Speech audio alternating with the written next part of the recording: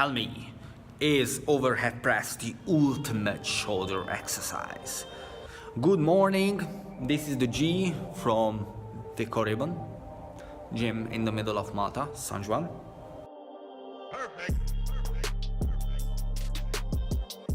There is no such thing as an ultimate shoulder training exercise, although push press is probably the better of them, right? Because it's a standing compound exercise. Standing exercises tend to develop your posture and athleticism if you are good for them. If you are not suffering some sort of postural distortion patterns and serious muscle imbalances what actually stop you from standing up tall with your hands above the head, arms outstretched.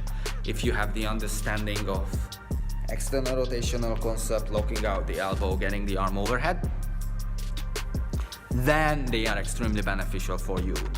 As for a shoulder exercise, I would not call them a shoulder exercise. I wouldn't specify them as an isolation exercise for any muscles.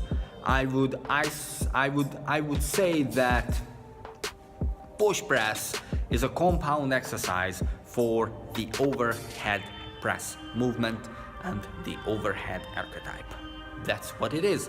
It involves a lot of upper back, it involves a lot of chest. It does involve extreme amount of core, glutes, legs and feet. It's a compound exercise. It's for your full body. Okay, you can train your shoulders and focus on your shoulders a little bit through push presses, but then you have to go light. You have to go light, and I'll tell you why.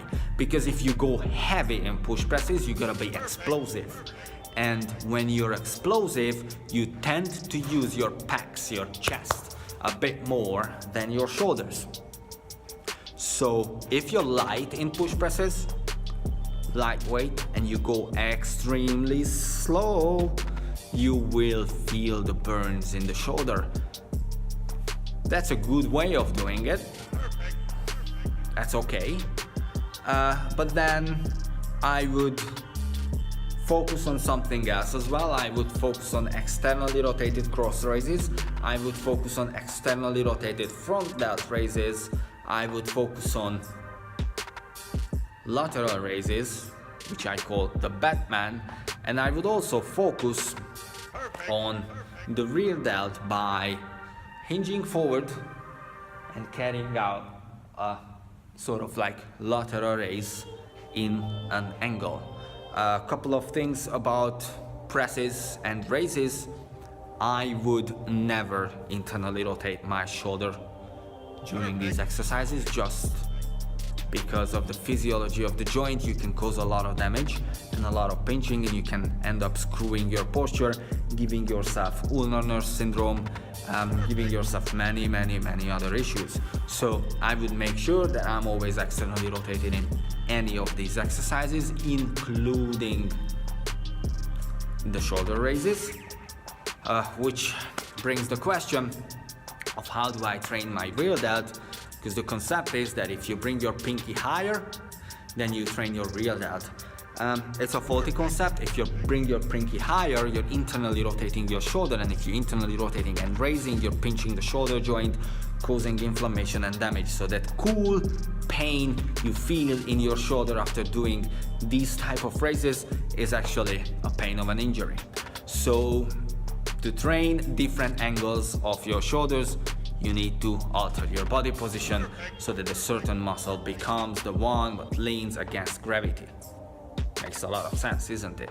If you lean forward, if you do the raise, you train for your rear delt, because now your rear delt is facing gravity. That's the muscle that has to lift the weight. This was just a little bit of deviation from the answer of the question: is push press the ultimate shoulder exercise? No, but it's one of the compounds and effective shoulder exercises, so please do not stop doing it just because of this. Thank you very much for the question. If you like these videos and if you want to ask your own question, type it in the comment, hit me up on Quora. I promise I will answer it. Please do subscribe to the channel and don't hit the notification button, because I want you to be able to focus on whatever you're doing, and I want you to be able to control your own time and life. So just check back and see if there's any new videos coming. Thank you very much. Have a good day. Happy New Year.